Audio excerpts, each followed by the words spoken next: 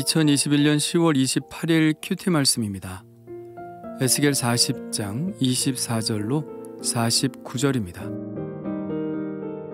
그가 또 나를 데리고 남쪽으로 간즉 남쪽을 향한 문간이 있는데 그 벽과 현관을 측량하니 먼저 측량한 것과 같고 그 문간과 현관 좌우에 있는 창도 먼저 말한 창과 같더라.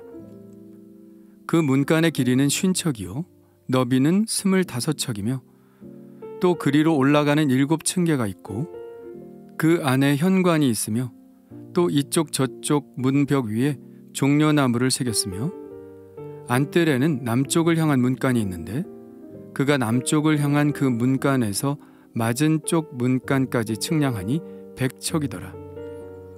그가 나를 데리고 그 남문을 통하여 안뜰에 들어가서 그 남문의 너비를 측량하니 크기는 길이가 50척이요 너비가 25척이며 그 문지기 방과 벽과 현관도 먼저 측량한 것과 같고 그 문간과 그 현관 좌우에도 창이 있으며 그 사방 현관의 길이는 25척이요 너비는 5척이며 현관이 바깥들로 향하였고 그 문벽 위에도 종려나무를 새겼으며 그 문간으로 올라가는 8층계가 있더라. 그가 나를 데리고 안뜰 동쪽으로 가서 그 문간을 측량하니 크기는 길이가 50척이요 너비가 25척이며 그 문지기 방과 벽과 현관이 먼저 측량한 것과 같고 그 문간과 그 현관 좌우에도 창이 있으며 그 현관이 바깥들로 향하였고 그 이쪽 저쪽 문벽 위에도 종려나무를 새겼으며 그 문간으로 올라가는 8층계가 있더라. 그가 또 나를 데리고 북문에 이르러 측량하니 크기는 길이가 50척이요 너비가 25척이며 그 문지기 방과 벽과 현관이 다 그러하여 그 좌우에도 창이 있으며 그 현관이 바깥들로 향하였고 그 이쪽 저쪽 문벽 위에도 종려나무를 새겼으며 그 문간으로 올라가는 8층계가 있더라. 그 문벽 곁에 문이 있는 방이 있는데 그것은 번제물을 씻는 방이며 그 문의 현관 이쪽에 상 둘이 있고 저쪽에 상 둘이 있으니 그 위에서 번제와 속죄제와 속건제의 희생 제물을 잡게 한 것이며 그 북문 바깥 곧 입구로 올라가는 곳 이쪽에 상 둘이 있고 문의 현관 저쪽에 상 둘이 있으니 문 곁 이쪽에 상이 4이 있고 저쪽에 상이 4이 있어 상이 모두 8개라. 그 위에서 희생제물을 잡았더라.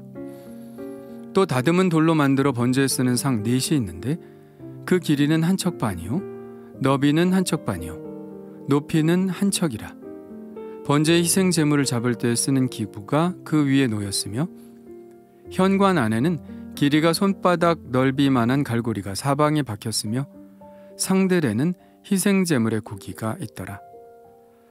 안문 밖에 있는 안뜰에는 노래하는 자의 방이 둘이 있는데 북문 곁에 있는 방은 남쪽으로 향하였고 남문 곁에 있는 방은 북쪽으로 향하였더라. 그가 내게 이르되 남쪽을 향한 이 방은 성전을 지키는 제사장들이 쓸 것이요 북쪽을 향한 방은 제단을 지키는 제사장들이 쓸 것이라. 이들은 레위 후손 중 사독의 자손으로서 여호와께 가까이 나아가 수종드는 자니라 하고 그가 또 그 뜰을 측량하니 길이는 100척이요 너비는 100척이라. 네모 반듯하며 제단은 성전 앞에 있더라. 그가 나를 데리고 성전 문 현관에 이르러 그 문의 좌우 벽을 측량하니 너비는 이쪽도 5척이요 저쪽도 5척이며 두께는 문 이쪽도 3척이요 문 저쪽도 3척이며 그 현관의 너비는 20척이요 길이는 11척이며 문간으로 올라가는 층계가 있고 문벽 곁에는 기둥이 있는데 하나는 이쪽에 있고 다른 하나는 저쪽에 있더라. 아멘. 놋같이 빛난 사람의 성전 측량이 계속됩니다. 24절에는 남쪽 문간과 그 벽과 현관을 측량합니다. 현관 좌우의 창도 측량을 하는데 이 모든 치수들은 이미 측량한 동쪽 문간과 같았습니다. 현관의 이쪽 저쪽 문벽 위에 종려나무를 새긴 것도 똑같았죠. 이 문간을 통하여 바깥들로 들어가면 똑같은 문간을 만나게 되는데 이 문간을 지나게 되면 안뜰로 들어갈 수 있게 됩니다. 안뜰로 들어가는 문간도 바깥뜰로 들어가는 문간과 구조와 치수가 모두 같습니다. 그런데 다른 것이 있다면 바깥뜰의 문간은 현관이 바깥뜰 쪽으로 있는 반면 안뜰의 현관은 안뜰 쪽에 붙어 있지 않고 바깥뜰 쪽에 붙어 있다는 것입니다. 그러니까 바깥뜰의 문간과 안뜰의 문간은 서로 대칭 구조로 되어 있다는 것을 알 수 있죠. 그리고 바깥뜰에서 안뜰의 문간으로 들어가려면 8층계를 올라가야 합니다. 바깥뜰의 문간을 올라가는 데는 7층계가 있었죠. 32절에서 37절까지는 안뜰 동문과 북문을 측량하는 것이 나오는데 앞서 남문의 구조와 치수가 모두 같은 것을 반복해서 서술하고 있죠. 안뜰에는 문간만 있는 것이 아니라 두 종류의 구조물들이 더 있는데요. 하나는 번제물을 씻는 방이고 다른 하나는 제사장들의 방입니다. 안뜰에서 행하는 가장 중요한 일은 번제물 위에 제물을 올려놓고 제사를 지내는 일이겠죠. 그렇다면 제물을 운반하기 가장 좋은 위치에서 제물을 잡고 번제단으로 옮기는 것이 편리할 겁니다. 그래서 제물은 안뜰에서 잡았죠. 안뜰 중에서도 북문가에 자리 잡았습니다. 북문 문간 옆에 문이 있는 방을 만들어 놓고 거기에서 제물을 씻으며 희생제물에 각을 떴습니다. 그러기 위해서는 그 제물들을 올려놓을 상이 필요하겠죠. 그래서 그 방에는 4개의 상이 있었습니다. 그런데 북문의 안뜰에서만 제물을 잡는 데는 한계가 있었죠. 그래서 북문 밖에 있는 바깥뜰에도 제물 잡는 상을 4개를 더 갖다 놓았다고 되어 있습니다. 그런데 바깥뜰에는 문 달린 방에 대한 이야기를 하지 않고 있죠. 그렇다면 그냥 야외에서 잡았다는 것일까요? 그런데 히브리어 성경의 헬라어 번역본인 70인역에는 이렇게 되어 있습니다. 상들 위에는 지붕이 있어서 희생의 고기를 비와 열기에서 지켰더라. 그러니까 바깥들에서 희생제물을 잡기 위해서 임시로 지붕을 만들어 놓았다는 것을 알 수 있죠. 제물을 싣고 제물을 잡는 방 외에 안뜰에는 노래하는 자의 방 2이 있다고 되어 있습니다. 하나는 북문 서쪽에 있었고 또 하나는 남문 서쪽에 위치하고 있었습니다. 그러니까 이 2개의 방들은 북쪽과 남쪽에서 서로 마주보고 있었죠. 그런데 노래하는 자의 방이라고 하면 찬양대가 머무는 곳이 아닐까 생각하지만 이 방의 용도에 대해서 이렇게 설명하고 있습니다. 그가 내게 이르되 남쪽을 향한 이 방은 성전을 지키는 제사장들이 쓸 것이요 북쪽을 향한 방은 제단을 지키는 제사장들이 쓸 것이라. 이들은 레위의 후손 중 사독의 자손으로서 여호와께 가까이 나아가 수종 들은 자니라. 그러니까 남문 곁의 방은 제물을 바치는 제사장들, 곧 사독의 제사장들을 위한 것이었고 북문 곁의 방은 성전 구내에서 일반 업무를 수행하는 제사장들을 위한 것이었습니다. 제사장들도 나팔을 불고 악기를 연주하니 노래하는 자의 방이라는 말이 틀린 말은 아니죠. 그리고 이 사람은 안뜰의 수치를 재는데요. 길이는 100척, 넓이도 100척입니다. 정사각형이죠. 그 중앙에는 제단이 있고 성전은 제단의 서쪽에 위치하고 있습니다. 이 사람은 이제 성전 본 건물도 측량하는데요. 성전 문의 좌우 벽의 넓이는 5척이고 두께는 3척입니다. 현관의 너비는 20척이고 길이는 11척이며 현관으로 올라가는 층계가 있고 문벽 곁에는 기둥이 있습니다. 이 기둥은 바로 야긴과 보아스라는 솔로몬 성전의 현관 기둥과 같죠.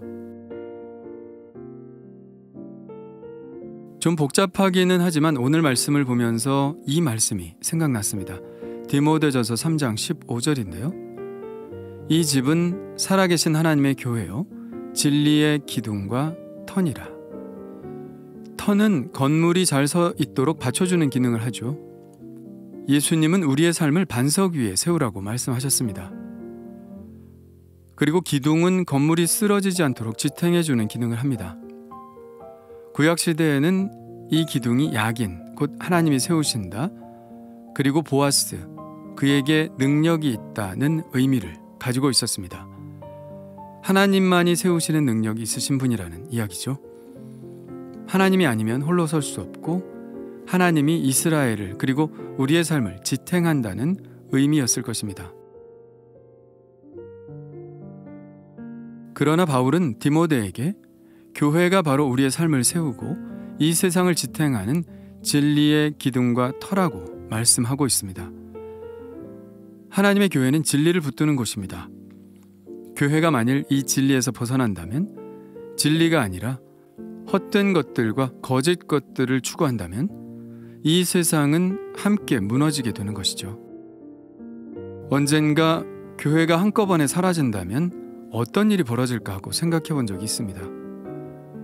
은혜 받는 곳이 없어진다면, 바르게 마음을 먹는 곳이 없어진다면, 자신의 잘못을 회개하는 곳이 없어진다면, 미워하는 마음에서 사랑하는 마음으로 바뀌는 곳이 없어진다면, 서로 사랑하며 사랑으로 훈련되는 것이 없어진다면, 우리의 삶의 주인 되신 하나님을 만나는 것이 없어진다면 과연 이 세상은 어떻게 될까요? 생각만 해도 끔찍한 일이 아닐 수 없습니다. 그러나 교회가 없어지지는 않는다 하더라도, 그러나 교회가 만일 이 진리를 잃어버린다면 그것은 교회가 없는 것과 똑같은 결과가 나타날 것입니다. 교회는 진리의 말씀을 붙드는 곳이고 이 진리를 가지고 세상을 살아가는 곳입니다. 오늘도 이 진리를 품은 한 명의 그리스도인으로서, 이 진리로 세상을 붙드는 한 사람의 교회로서 살아가기를 원합니다. 주님 감사합니다.